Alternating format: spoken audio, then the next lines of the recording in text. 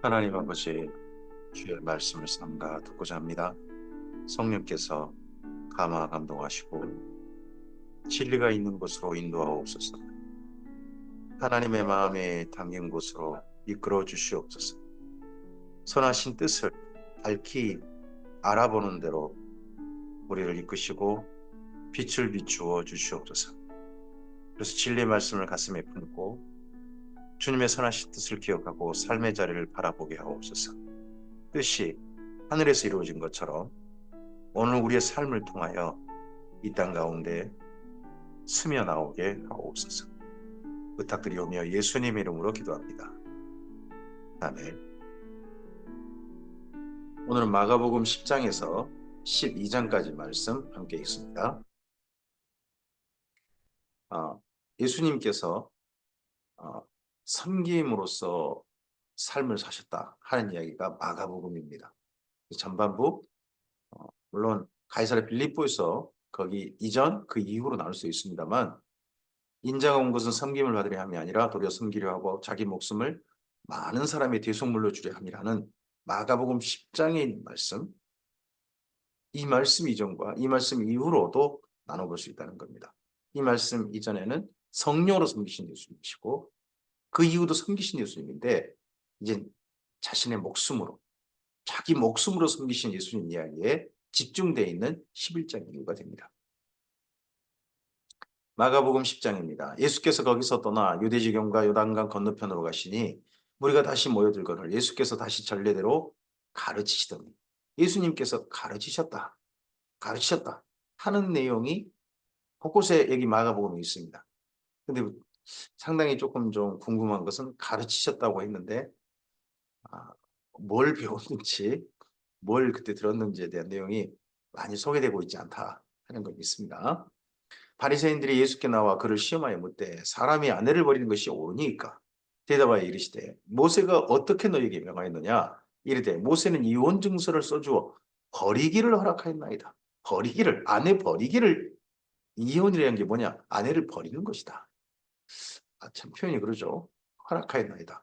예수께서 그들에게 이르시되 너희 마음이 완악함으로 말미암아 이 명령을 기록하였거니와 창조 때로부터 사람을 남자와 여자로 지으셨으니 이러므로 사람이 그 부모를 떠나서 그 둘이 한 몸이 될지라. 이러한즉 이제 둘이 아니요 한 몸이니 그러므로 하나님이 짝져 주신 것을 사람이 나누지 못할지니라 하시더라.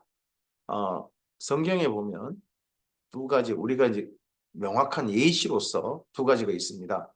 명령과 허용이라는 겁니다. 음식이고요. 또 하나는 음식이고 또 하나는 결혼의 문제입니다.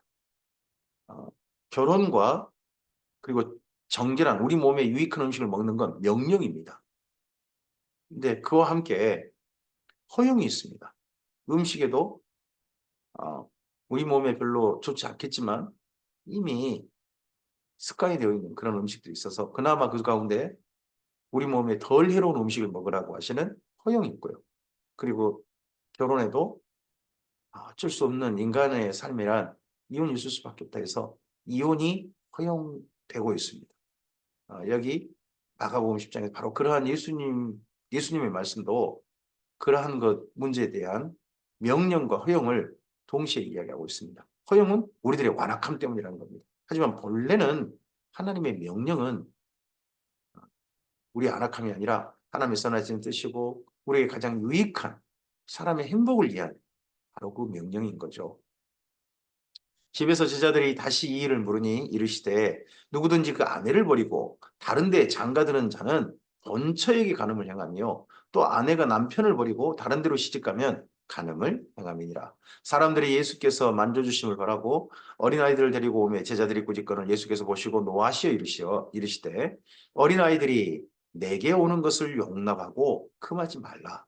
하나님의 나라가 이런 자의 것이니라. 내가 진실로 너희에게 이르노니 누구든지 하나님의 나라를 어린아이와 같이 받들지 않는 자는 결단코 그곳에 들어가지 못하리라 하시고 그 어린아이들을 안고 그들 위에 안수하시고 축복하시니라. 어린아이들이 한두 명이 아니었던 것 같죠? 그들을 안고 안수하시고 축복하시는 이 어린아이를 정말 사랑하시는 예수님의 모습이 보입니다.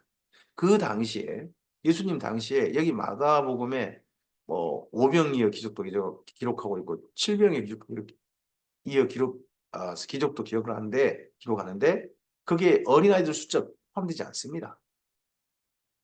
남자 수, 여자 수도 포함되지 않고 남자 수만 기록합니다. 어린아이는 거의 소유물에 가깝지 가족 구성원 정도지 어떻게 사람으로서 대우해 줬다. 그런 때는 아니었습니다. 예수님께서는 이걸 말씀하셨고요. 이 말씀이 마가복음에 기록된 건 뭐겠습니까? 이 마가복음을 듣는 교회 공동체에게 어린아이에 대한 인식을 바꿔라. 결혼에 대한 인식도 예수님께서 말씀하신 바른 이해, 바른 지식을 가지고 결혼이란 제도를 바라보고 그리고 여기 어린아이들에 대한 인식도 그 당시 사람들이 어떻게 하든 하나님께서는 이렇게 어린아이들을 대하기를 원하신다 하는 마음으로 어린아이를 좀 대해달라 하시는 권면이 여기 예수님의 모범을 통해서 사례를 통해서 제시되고 있는 거겠죠. 예수께서 길에 나가실새 한 사람이 달려와 꿇어앉아 보자 오되. 자, 이제 오셨다가 길에 나가셨습니다. 이 길이 어디냐? 이제부터 예루살렘으로 가시는 길입니다. 예루살렘으로. 한 사람이 달려와서 꿇어앉아 묻자오되 선한 선생님이여 내가 무엇을 하여야 영생을 얻으리까? 예수께서 이르시되 내가 어찌하여 나를 선하다 일컫느냐? 하나님 한 분 외에는 선한 이가 없느니라. 내가 계명을 하나니 살인하지 말라, 간음하지 말라, 도둑질하지 말라, 거짓 증언하지 말라, 속여 빼앗지 말라, 내 부모를 공경하라 하였느니라. 계명, 하나님이 주신 계명, 그 계명을 가지고 오늘을 사는 것, 사실 그것이 이미 영생의 삶을 살고 있는 겁니다. 하나님을 사랑하여서 우리를 사랑하셔서 주신 계명을 감사히 받아들여서 하나님의 뜻을 받들어서 하나님을 사랑함으로 그 계명을 가지고 오늘을 살고 있다면 이미 오늘은 영생의 삶을 살고 있는 거예요. 그가 여짜오되 선생님이요 이것은 내가 어려서부터 다 지켰나이다. 지키는 거. 정말 감사한 일이죠. 지켜야 합니다. 예수께서 그를 보시고 사랑하사 이르시되 그 청년을 보고 사랑하셨습니다. 어려서 지킨 그의 말이 정말 진실하니까 예수님께서 사랑하셔서 그 청년을 바라본 거 아니겠습니까? 그런데 그는 하나님께서 나가신 영생의 삶을 갈구하고 있지 오늘 경험하고 있지는 않습니다. 그래서 내게 아직도 한 가지 부족한 곳이 있으니 가서 내게 있는 것을 다 팔아 가난한 자들에게 주라. 그리하면 하늘에서 보화가 있으리 내게 있으리라. 그리고 와서 나를 따르라 하시니 이 청년에게 영생을 정말 소원하는 이 청년에게 예수님께서 원하신 게 뭡니까? 이 청년이 붙잡고 있는 욕심으로 붙잡고 있는 하나님의 말씀을 지켰다고 하면서도 영생에 대한 갈망이 있으면서도 욕심을 따라 인생을 살고 있단 말이에요. 그 사는 중요한 주체가 뭐예요? 재산이에요. 그 재산을 사랑함으로써 사실 재산은 내가 소유물이 아니라 사랑으로 살도록 하기 위해서 하나님께 맡겨주신 것이라는 생각이 이 사람에게는 없는 거죠. 그리고 자기 직장, 젊은데 굉장히 다른 복음서에 보면 관원이잖아요. 그런 직장이라든지 그리고 가족이라든지 이런 부분들 있죠. 근데 그리고 와서 예수님을 따르라. 정말 청년에게 어려운 부분이었을 것 같습니다. 그 사람은 재물이 많은 거로 예수님을 따르는 것은 문제가 없을지 모르지만 재물이 많은 거로 이 말씀을 인하여 슬픈 기색을 띠고 근심하는 아니라 결국 재물이 많아서 예수님을 끝내 따르지 못한 사람 끝내 오늘 영생의 삶을 누리지 못한 사람 계명은 지키고 있을 때 영생을 그렇게 갈망하면서도 하는 겁니다. 오늘 우리도 마찬가지 같습니다. 교회에 왔습니다. 진리의 말씀을 듣습니다. 근데 이 말씀을 듣고 지키면서도 오늘 하나님께서 우리에게 주신 영생의 삶, 이미 선물로 베푸신 영생의 삶을 누리지 못하고 있는 사람, 갈망하면서도. 그다음에 참 슬픈 거죠. 하나님의 나라의 삶을 이미 예수님 안에서 하나님을 사랑함으로 이 삶을 살고 있다면 오늘 하루가 이미 우리에겐 영생입니다. 영생의 삶에 우리가 참여하고 들어와 있는 겁니다.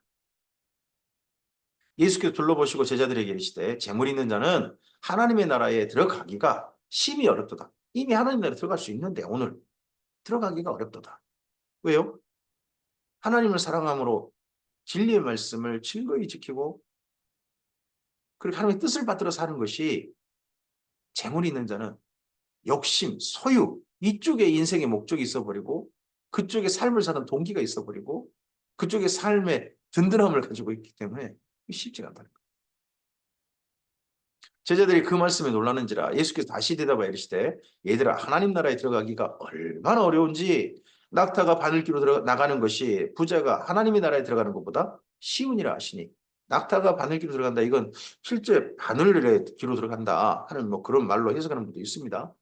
근데 많은 분들은 이건 그 성문에 큰 성문 말고 성문에 있는 작은 쪽문 사람만 들랑달랑할 수 있는 그런 쪽문 그 쪽문을 가리키는 말이라고 대부분 다 보고 있습니다.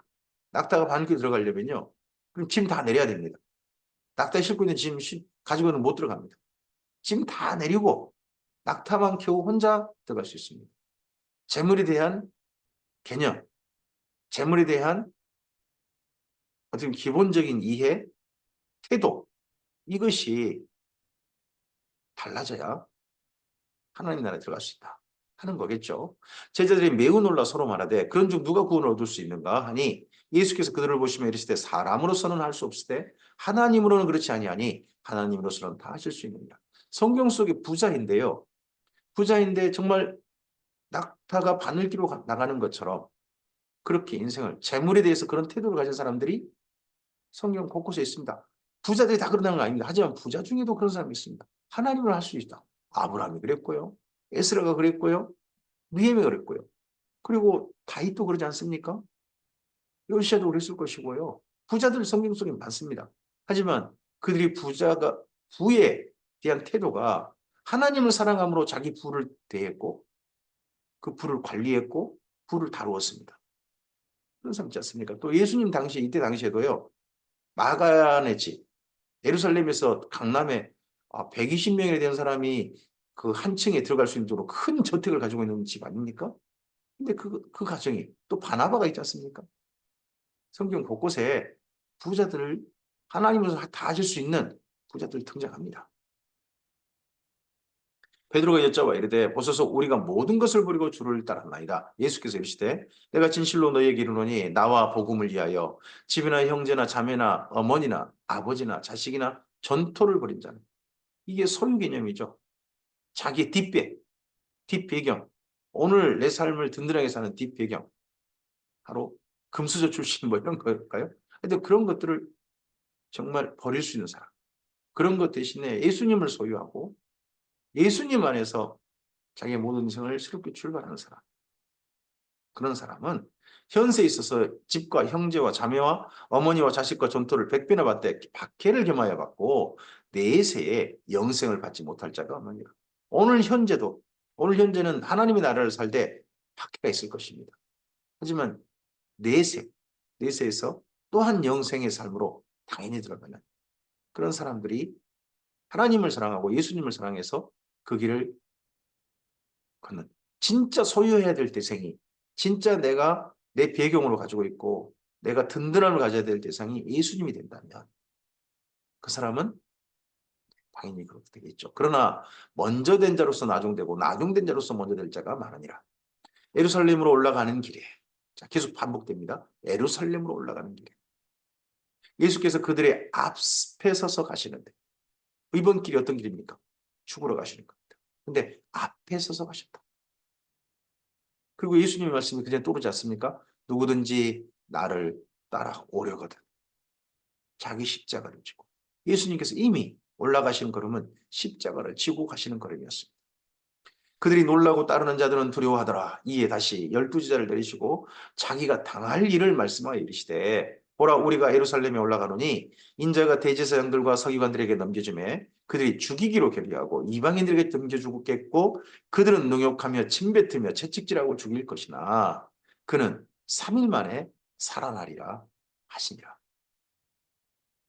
세베대의 아들 야고보와 요한이 죽게 나와 여짜오되 예수님은 지금 죽는다는 죽음을 각오하고 아니 죽으러 지금 왼손을 가시는데 야고보와 요한이 주께 나와 여짜오되 선생님이여 무엇이든지 우리가 구하는 바를 우리에게 하여 주시기를 원하옵나이다. 이르시되 너희에게 무엇을 하여 주기를 원하느냐 여짜오되 주의 영광 중에서 주의 영광 중에서 주의 비극 고난 중에서가 아니라 주의 영광 중에서 이들은 지금 영광만 계속 바라보는 거죠. 제자들은 전부 다 그런 가운데 야고보와 요한이 먼저 나서버린 거죠. 우리를 하나는 주의 우편에 하나는 좌편에 앉게 하여 주소서. 우정 차이죠. 이 정도로 자기들 높여달라. 예수께서 개인 청탁이죠. 예수께서 이르시되 너희는 너희가 구하는 것을 알지 못하는도다. 내가 마시는 잔을 너희가 마실 수 있으며 내가 받는 세례를 너희가 받을 수 있느냐. 여기 세례가 무엇입니까? 고난의 세례입니다. 그래서 이 다음에 세례는 의미가 성경을 읽을 때 세례는 두 가지 의미를 봐야 됩니다. 하나는 예수님 한 세 개 정도 될까요? 예수님의 이름으로 하나님의 자녀가 되는 걸 인정하고 공표하는 그런 세례가 있죠. 예수님과 연합하는 세례가 있습니다. 그리고 고난의 세례가 있습니다. 그리고 우리 두 가지 또 세례가 이제 더 대주되는데 하나는 성령 세례고 또 하나는 불세례입니다. 이런 세례가 성경 속에 몇 가지 의미로 쓰이고 있다 하는 것은 기억하고 세례라는 단어를 봐야 될 것입니다. 그들이 말하되 할 수 있나이다. 예수께서 이르시되 너희는 내가 마시는 잔을 마시며 내가 받는 세례를 받으려니와 고난에는 참여하라. 내 좌우편에 앉은 것은 내가 줄 것이 아니라 누구를 위하여 준비되었던지 그들이 얻을 것이니라. 열 제자가 듣고 야고보와 요한에 대하여 화를 내거늘 예수께서 불러다가 이르시되 이방인들의 집권자들이 그들을 임의로 주관하고 그 구관들이 그들에게 권세를 부린 줄 너희가 알거니와 너희 중에는 그렇지 아니하니 너희 중에 누구든지 크고자 하는 자는 너희를 섬기는 자가 되고 너희 중에 누구든지 으뜸이 되고자 하는 자는 모든 사람의 종이 되어야 하리라. 예, 이게 주님의 우편과 좌편에 앉는 방법입니다. 섬기는 자, 종이 되는 것. 이것이 주의 우편과 좌편에 앉는 겁니다. 우편, 좌편. 근데 또 묘한 건 있습니다. 예수님의 12제자 중에 가장 먼저 순교한 이가 야고보입니다. 요한의 형 야고보. 그리고 12제자 중 맨 마지막 이 세상을 떠난 분이 바로 요한이죠. 순교 순으로 보면 예수님이 가장 먼저 순교하셨고 그 다음에 야고보, 그 다음에 쭉 들어가면 마지막 이 세상을 떠난 분이 요한이니까 우편과 좌편이 이루어지는 또 그런 것도 있을 수 있겠죠. 고난의 잔, 고난의 세례 이 부분은 한편 이루어지는 또 그런 부분이 있는 것 같습니다. 인자가 온 것은 예수님이 오신 것은 섬김을 받으려 함이 아니라 도리어 섬기라고 지금까지 섬기셨습니다. 공생에 사시면서 공생에 살기 전에는 가족을 섬기셨죠. 자기 목숨을 많은 사람의 대속 물러주려 합니다. 이제 예루살렘으로 올라가십니다. 예루살렘 올라가는 길에 거의 상당히 많은 어떤 기적들이 거의 많이 나타나지 않습니다. 뭐 하나 있다면 바디메오 눈 뜨는 사건, 그리고 또 하나가 있다면 무화과 나무 마른 사건. 계속 어디에 집중해 가냐 그러면 예수님의 십자가의 죽으심, 자기 목숨으로 섬기신, 대속물로 주시는 섬기신 거기를 향해 초점을 맞춰서 다른 데를 보지 않고 거기만 바라보게 하고 여기 마가복음의 이야기가 진행되고 있습니다. 그들이 벌써 여리고에 이르렀습니다. 예루살렘 바로 밑이죠. 예수께서 제자들과 허다한 무리와 함께 여리고에서 나가실새 디메오의 아들인 맹인거지 바디메오가 길가에 앉았다가 나사렛 예수시라는 말을 듣고 소리질러 이르되 다윗의 자손 예수여 나를 불쌍히 여기소서 하거늘 많은 사람이 꾸짖어 잠잠하라 하되 그가 더욱 크게 소리질러 이르되 다윗의 자손이여 나를 불쌍히 여기소서 하는지라. 예수께서 머물러 서서 그를 부르라 하시니 그들이 그 맹인 앞이 보이지 않는 분이잖아요. 부르며 이르되 안심하고 일어나라 그가 너를 부르신다 하매 맹인이 겉옷을 버리고 뛰어 일어나 예수께 나왔습니다. 뛰어 일어났습니다. 근데 그 다음에 뛰어서 예수님께 온 건 아닙니다. 뛰어 일어나서 보이지 않는데 어떻게 뛰어오겠습니까? 다른 사람의 어떤 말을 듣든지 아니면 누가 부축해 줬든지 해가지고 거기를 해서 예수께 나왔겠죠. 예수께서 말씀하시되 내게 무엇을 하여 주기를 원하느냐? 맹인이 이르되 선생님이여 보기를 원하나이다. 예수께서 이르시되 가라 내 믿음이 너를 구원하였느니라 하시니 그가 곧 보게 되어 예수를 길에 섰더라. 자, 여기 마가복음 10장에 한 가지, 두 개가 비교, 대조되어 있습니다. 한 부자 청년은 예수님께 영생을 갈구하고 왔다가 예수님을 따르지 못하고 떠나갔습니다. 근심 중에. 바디메오는 가진 것 없었습니다. 하지만 그의 과거의 삶을 버려버리고 예수님을 이 길에 따랐습니다. 바디메오라는 이름이 여기 있는 이유는 뭐겠습니까? 아마도 이분이 맨 처음 예루살렘에 120명 분도들, 마가의 다락방에 120명, 그 중에 한 분이기에 이분의 이름까지 기록된 거 아니겠습니까? 이렇게 예수님을 따른 사람, 예수님을 따르지 못한 사람이 또 이게 마가복음의 10장에 있습니다. 십자가를 지러 가시는 예수님의 뒤를 따라가. 마가복음 11장입니다. 그들이 예루살렘에 가까이 와서 감람산 벳바게와 베다니에 이르렀을 때 제자 중에서 예수께서 제자들 둘을 보내셨습니다. 여리고에서 올라가면요. 여리고에서 예루살렘을 가면 먼저 만나는 마을이 예루살렘 가까이 갔을 때 만나는 마을이 베단입니다. 그리고 감람산 맨 꼭대기 산 정상 거기에 그러니까 마루턱이죠. 뭐 그쪽 쭉 지나가는 그 마을은 벳바게입니다. 이제 벳바게 아래로는 경사진 곳 아래여서 예루살렘의 내리막길이고 아직 베다니는 오르막길 중에 있습니다. 그렇게 산이 있는데 그러니까 우리 같으면 감람산 베다니와 벳바게 이렇게 베다니 먼저 벳바게 이렇게 할 것 같은데 벳바게 베다니 이렇게 순서로 되어 있습니다. 이르되 너희는 맞은편 마을로 가라. 그리로 들어가면 곧 아직 아무도 타보지 않는 나귀 새끼가 매여 있는 것을 보리니 풀어 끌고 오라. 만일 누가 너희에게 왜 이렇게 하느냐 묻거든 주가 쓰시겠다 하라. 그리하면 즉시 이리로 보내리라 하시니 제자들이 가서 본즉 나귀 새끼가 문 앞 거리에 매여 있는지라 그것을 푸니 거기 서 있는 사람 중 어떤 이들이 이르되 나귀 새끼를 풀어 무엇을 하려느냐 하매 제자들이 예수께서 이르신 대로 말하며 이에 허락하는지라. 이 벳박이라는 마을에 여기 나귀라든지 이런 게 있는 이유는 이 명절쯤에 사람들이 짐을 가지고 그 예루살렘에 온단 말이에요. 그랬을 때 벳박이 산 정상에 있는 이 마을 사람들의 수입원, 사업이 뭐냐 그러면 짐을 날라주는 사람들도 심지어 태워서 그 뭐 여리고라든지 중간 어디서부터 예루살렘까지 도달하도 예루살렘 거기 뭐 골든게이트 바로 성전 앞 거기까지 인도하는 거기까지 태워주는 그런 일을 했던 것 같은데 여기에 지금 이 마을에 예수님께서 아마도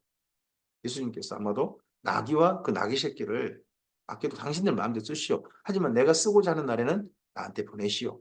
하셨던 건 아닐까 싶습니다. 제자들이 갔을 때 그걸 그때 가져왔다는 거죠.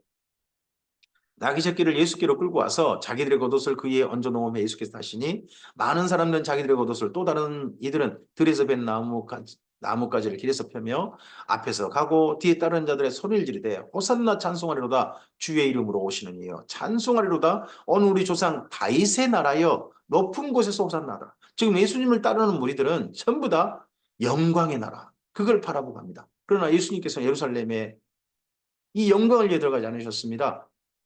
고난을 위하여 들어가셨습니다. 십자가를 위하여 들어가셨습니다. 사람들이 이렇게 지금 현재 착각하고 있는 겁니다. 이거 뭐 동상이몽이라고 그러죠.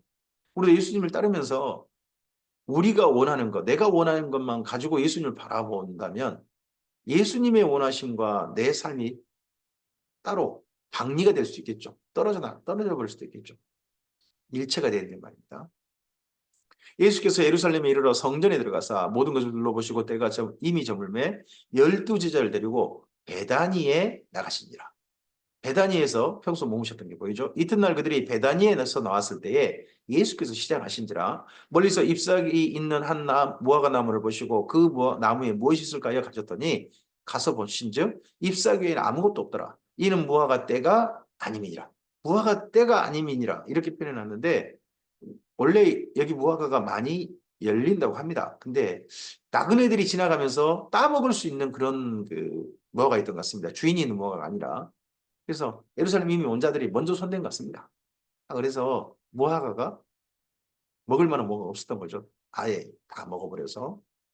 예수께서 나무에게 말씀하여 이르시되 이제부터 영원토록 사람이 내게서 열매를 따먹지 못하리라 하시니 제자들이 이르더라. 우리 인생의 삶은 하나님께서 열매 맺으러 주신 것입니다. 그 열매를 하나님께 드릴 수 있는 열매가 있는 것이 우리 인생이야지. 내가 다 따먹어버리고 다른 사람이 다 따먹어버리는 내 인생이어서 하나님 없을 때 열매 없이 사는 것은 좀 생각해 볼 만한 부분이다 하는 것이 여기에서 보입니다. 예루살렘에 예수님께서 오셨습니다.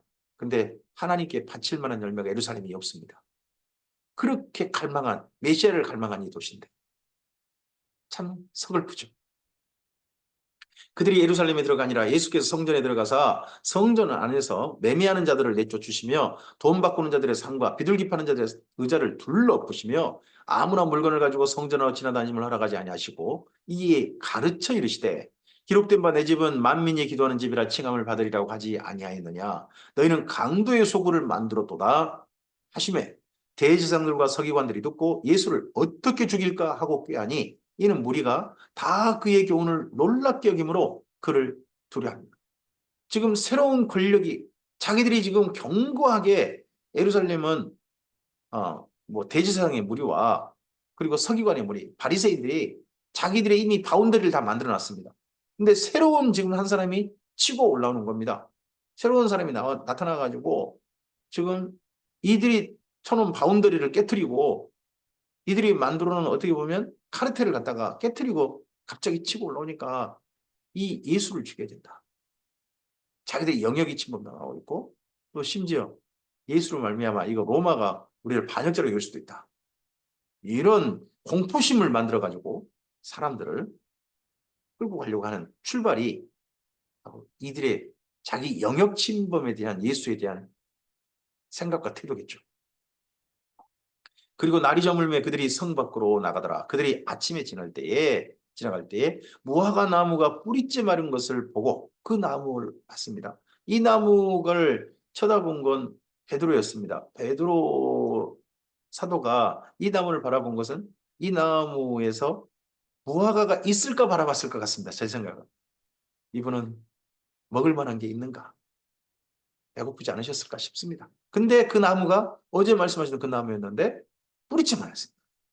베드로가 생각이 나서 여짜오되 낯비어 벗어서 저주하신 무화과 나무가 말랐나이다. 예수께서 그들에게 대답하여 이르시되 하나님을 믿으라. 내가 진실로 너에게 이르노니 누구든지 이 산더러 들리어 바다에 던져지라 하며 그 말하는 것이 이루어질 줄 믿고 마음에 의심하지 아니하면 그대로 되리라.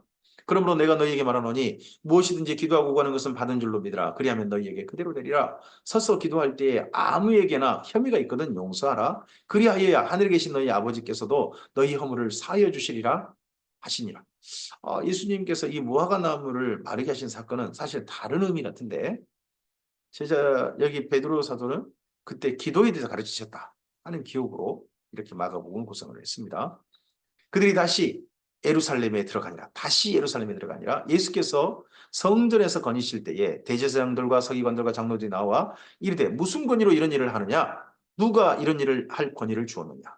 예수께서 이르시되 나도 한 말을 너에게 물으리니 대답하라. 그리하면 나도 무슨 권위로 이런 일을 하는지 이르리라. 예수님께서 성전 안에서 가르치시고 할부하고 다니니까 이게 못마땅한 거죠. 그래서 당신한테 언제 이런 일을 맡겼어? 누가 이런 권위 줬어? 자기들은 준 적 없다고 권위를 하면 자기들 허락 받고 하라는 거겠죠. 그때 예수님께서 하신 역질문입니다. 요한의 세례가 하늘로부터냐 사람으로부터냐 내게 대답하라. 자, 성전 안을 거닐 수 있는 권한은 누가 부여하신 겁니까? 바리새인과 사두개인들이 아닙니다. 하나님이시죠. 번지단의 뜰은 이스라엘 민족 남자들이 들어올 수 있고 여인의 뜰은 여인들과 그리고 이방인들까지 들어올 수 있다. 거기서 기도할 수 있다라고 영역을 지정하신 분은 하나님이십니다. 그리고 성전에서 가르칠 수 있다. 연예들에서 가르칠 수 있다 하는 것도 하나님께서 하신 일입니다. 특별히 무엇입니까? 제1의 에스라 성경 강좌 같은 그런 때에 이루어진 일입니다. 하나님께서 하신 것입니다. 그런 것처럼 그 권위가 하나님께 있다라는 그런 예수님의 이제 역질문인 거죠. 세례원의 세례에 대해서는 그럼 어떻게 생각하느냐? 그들이 서로 의논하여 이르되 만일 하늘로부터라 하면 어찌하여 그를 믿지 아니하였느냐? 이들을 안 믿은 사람들이란 거겠죠. 할 것이니 그러면 사람으로부터라 할까? 하였으나 모든 사람이 요한을 참 선지자로 여기므로 그들이 백성을 두려워하는지라. 이 예수께 대답하여 이르되 우리가 알지 못하노라. 이 참 요즘 우리나라에도 정치인들이 이 대답 잘하죠. 기억이 안 납니다. 기억이 안 납니다. 참 전가의 보도네요. 악한 자들의 전가의 보도. 기억이 안 납니다. 예수께서 이르시되 나도 무슨 권위로 이런 일을 하는지 너희에게 이르지 아니하리라 하시니라. 마가복음 12장입니다. 예수께서 비유로 그들에게 말씀하시되 한 사람이 포도원을 만들어 산울타리를 두르고 적자는 틀을 만들고 망대를 지어 농부들에게 세를 주고 타고 갔더니, 자 여기 12장 1절에 비유로 말했습니다. 누구에게요? 그들에게입니다. 그들이 누구죠? 여기서는 11장 연결하면 바리새인과 사두개인들입니다. 대제사장과 서기관 무리들. 그들에게 이 포도원, 포도원을 임대로 준 주인 이야기를 하신 겁니다. 때가 이름에 농부들에게 포도원 소출 얼마를 받으려고 한 종을 보내니 주인이 마땅히 그 임대료를 받아야 되는 거죠. 뭐 지금은 돈으로 받습니다만은 그때는 임대료를 뭘로 받냐 그러면 현물. 그 포도원이니까 포도주나 포도 열매 이런 걸 받으려고 했겠죠. 한 종을 보내니 그들이 종을 잡아 심히 때리고 거저 보내었거늘 다시 다른 종을 보내니 그의 머리에 상처를 내고 농욕하였거늘 또 다른 종을 보내니 그들이 그를 죽이고 그 외에 많은 종들로 더러는 때리고 더러는 죽인지라. 이제 한 사람이 남았으니 곧 그가 사랑하는 주인이 사랑하는 주인의 아들 포도원 주인의 아들이란 겁니다. 최후로 이를 보내며 이르되 내 아들은 존대하리라 하였더니 그 농부들이 서로 말하되 이는 상속자니 자 죽이자. 그러면 그 유산이 우리 것이 되리라 하고 이에 잡아 죽여 포도원 밖에 내 던져니라. 지금 성전의 권위 누가 당신한테 이런 권위를 줬어? 하나님이 주셨습니다. 그 성전의 주인은 하나님이십니다. 예수님께서 그런 성전 주인이 하나님이 아니라 자기들이다. 이 성전 안에 다닐 수 있는 권한은 우리가 부여하는 것이다. 이 성전 안에서 가르치거나 무슨 행위를 하려면 우리 허락 받고 해야 된다. 우리가 주인이라는 주인 노릇하고 있는 이 바리새인과 사두개인들에게 진정한 주인 이야기를 하시는 거죠. 포도원의 주인. 근데 포도원 주인의 그럼 그 포도원의 아들이 받을 거겠죠. 이 지금 임대 받은 사람들이 착각을 하고 있어요. 아들 죽여버리면 이게 내 것이 될 것이다.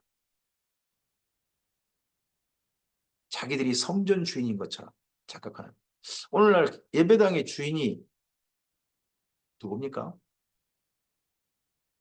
우리들이 이걸 만약 하나님께 드린 것, 하나님께 드린 장소로 했다면 하나님의 것이지 않습니까? 근데 요즘 교회 주인이 목사인가요?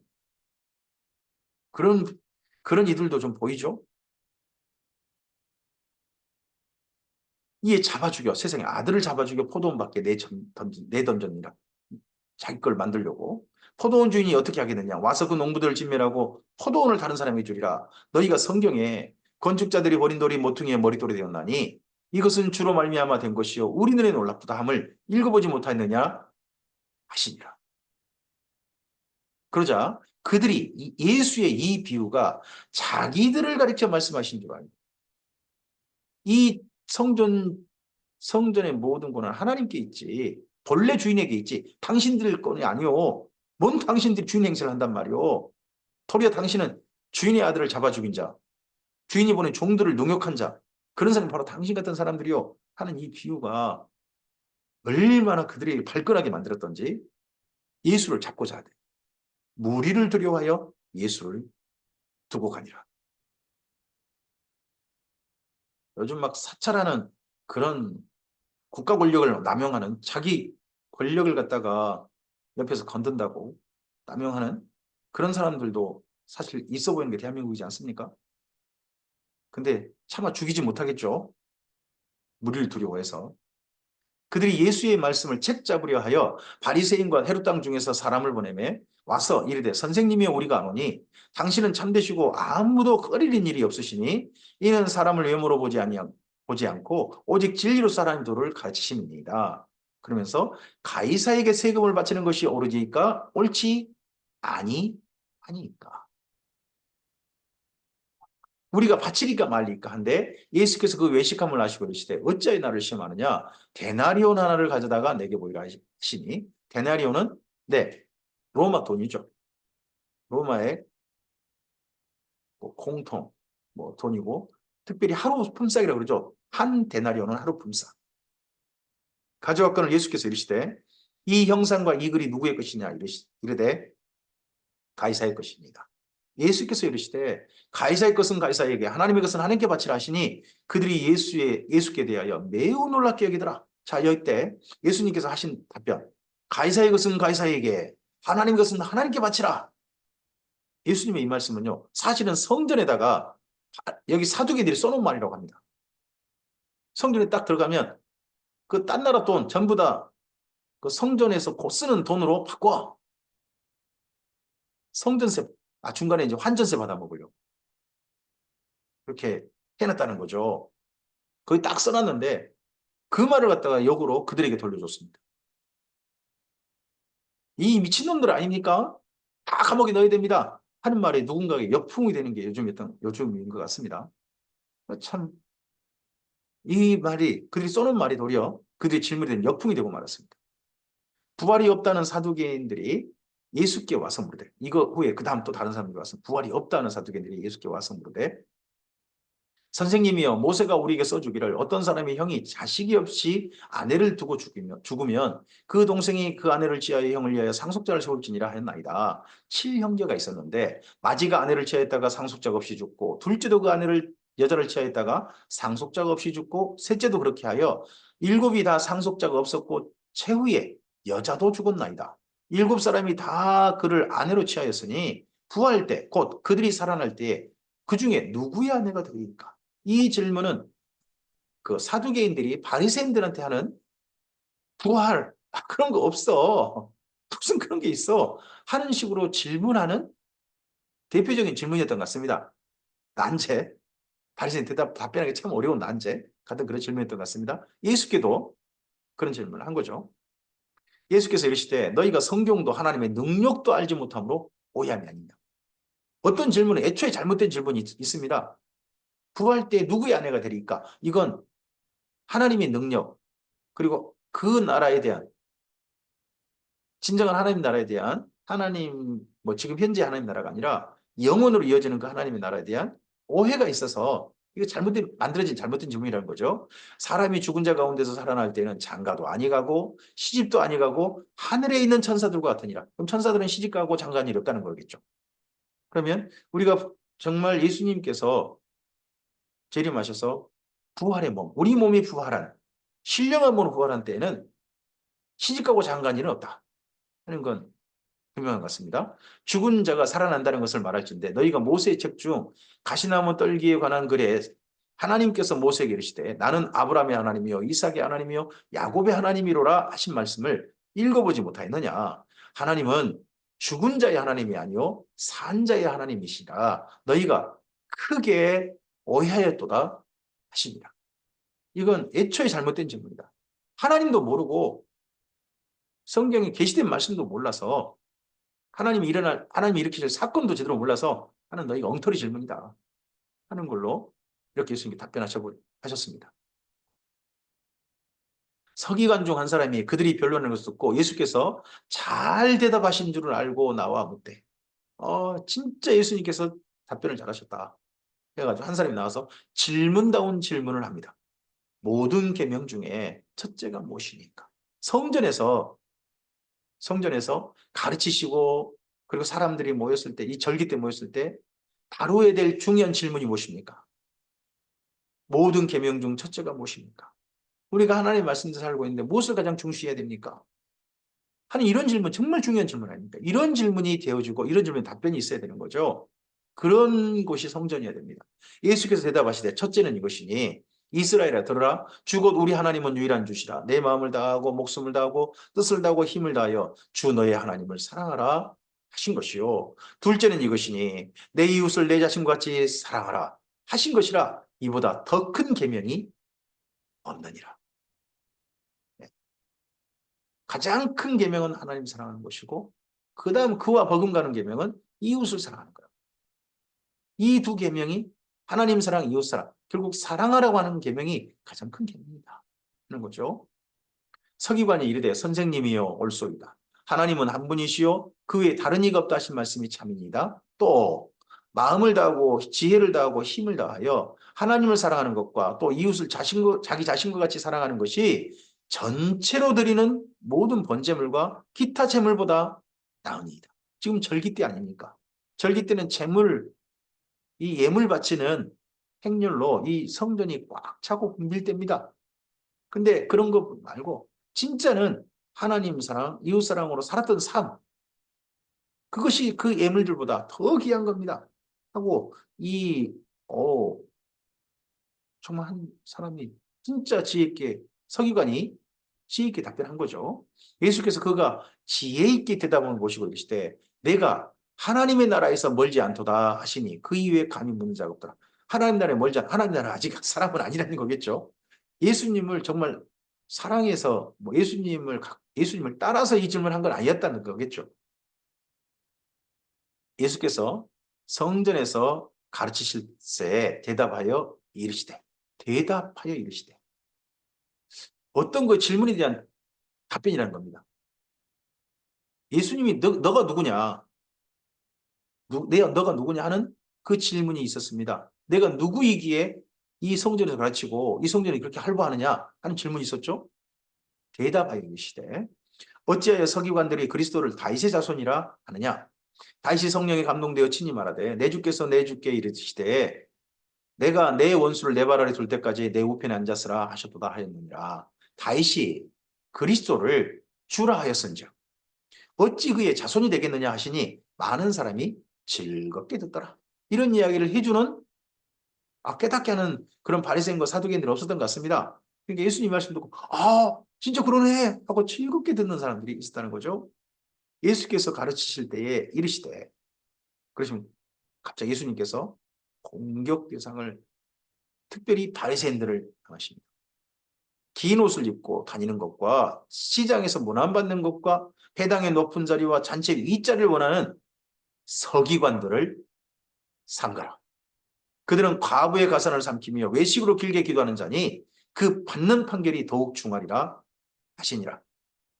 그러시고 난 다음에 이 말씀을 하시고 난 다음에 예수께서 헌금함을 대하여 앉으사 우리가 어떻게 헌금함에 돈을 넣는가 보실세.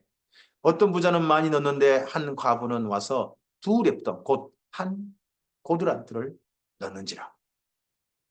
예수께서 제자들을 불러다가 이르시되 내가 진실로 너희에게 이르노니 이 가난한 과부는 헌금함에 넣는 모든 사람보다 많이 넣었도다.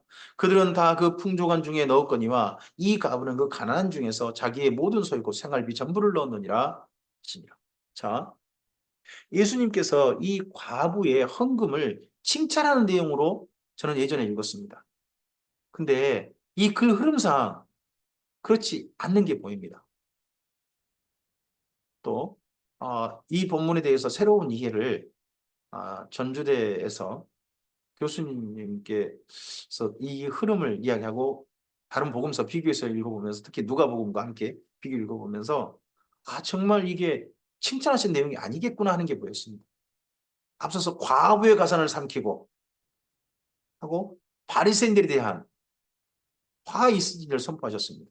그리고 성전 주인임내 하는 사람들 예수님께서 준엄하게 꾸짖으셨고 그들에게 경고하셨습니다. 그리고 난 다음에 그 중간에 이 이야기가 있고 이 과부의 두렵던 바천헌금 이야기가 있고 그 다음에 뭐가 있냐 그러면 이 성전 다 무너질 거라는 이야기가 그 다음 이어집니다. 그럼 이 이야기는 무엇이냐 그러면 지금 바리새인과 사두개인들, 대제사장의 무리와 서기관의 무리들이 만들어 놓은 잘못된 종교 관행으로 꽉 차 있는 예루살렘이란 성전에서 피해를 입고 그 제도의 피해를 입고 있는 한 과부를 말합니다. 이 당시에 이 헌금함은요 여인의 뜰에 있었다고 합니다. 헌금함이 한 7곳이나 있었다고 해요. 여인의 뜰에 곳곳에 헌금함이 있는 겁니다. 헌금 안 하면 못 베길 정도로. 그러니까 기도하러 온 자들도 그냥 기도하지 말고 헌금하시오 하고 곳곳에 있는 겁니다. 이 과부입니다. 더더구나 가난합니다. 남편도 없습니다. 근데 남편이 있어야 수입원 있고 하고 여인은 그 당시에 어떻게 보면 수입을 가져올 그런 게 거의 없다고 합니다. 그럼 있는 거 가지고 겨우 살아야 되는 이가 과부고 두 랩돈이면 우리 같으면 라면 한 개 살 돈이나 이런 겁니다. 이거의 하루 전부입니다. 그러면 한 끼니 먹어서 하루를 버티는 여인인 거죠. 근데 그 여인의 돈이 기도하려고 왔다가 기도하려면 단순 그 헌금 안 하면 안 되겠으니까 자기가 그날 먹어야 될 그 비용을 그냥 바쳐야 되는 게 그 당시 성전의 제도의 씁쓸한 뒷그림자라는 거죠. 이런 제도를 만들어 놓은 사람들이 누구냐 그러면 대제사장의 무리와 그리고 서기관들을 무리하는 겁니다. 이런 성전은 무너져야 한다는 겁니다. 이 이야기가 뒤에 이어집니다. 화이슬지서 선포하신 예수님께서 성전을 청결하게 하셨던 그 성전은 여전히 남아있는 관행이었습니다. 오늘 이 말씀을 통해서 예수님께서 예루살렘에 오셔서 섬기시는 그 삶의 모습을 다시 한번 우리들이 기억했으면 좋겠습니다. 오늘 여기까지 말씀입니다. 이제 마가복음이 내일로 이어지면 마무리되어집니다. 예수님께서 성령으로 섬기시고 그리고 이제 자기의 목숨으로 섬기시되 목숨으로 섬기실 예루살렘에서 그 잘못된 관행들, 부패한 종교의 뒷그림자들 이런 것들을 정말 탄식하시고 깨부수시려고 하시고 하셨던 게 보입니다. 과부의 헌금을 보고 칭찬하신 게 아니라 탄식하셨다고 우리가 읽어야 되지 않겠습니까? 그 제도의 희생양으로 제도에 의해 가지고 참 피해를 입고 있는 사람들을 향해서 탄식하시는 그런 예수님을 우리가 만나게 됩니다. 하지만 자기 목숨을 생명으로 바친 예수님이십니다. 오늘 우리의 삶이 대한민국에서 또 많은 혜택을 받고 살고 있다는 것에 감사합니다. 그와 함께 자기 목숨을 내놓으시고 자기를 소유로 갖지 아니하시고 다 내놓으신 예수님의 모습이 우리에게 기억됐으면 좋겠습니다. 버릴 걸 버리고 예수님을 따르는 자들, 따르지 못했던 자가 있고 따른 자가 있었습니다. 오늘 그러한 자들 가운데 주님을 진실하게 따르는 자들, 주님을 소유로 삼고 주님께 내 모든 것을 다 의탁드리고 주님을 든든한 배경으로 삼고 그렇게 걸어가는 사람들이 우리였으면 좋겠습니다. 주의 선하신 은혜가 이 하루 예수님을 따라가는 우리들과 함께 하시길 바랍니다. 감사합니다.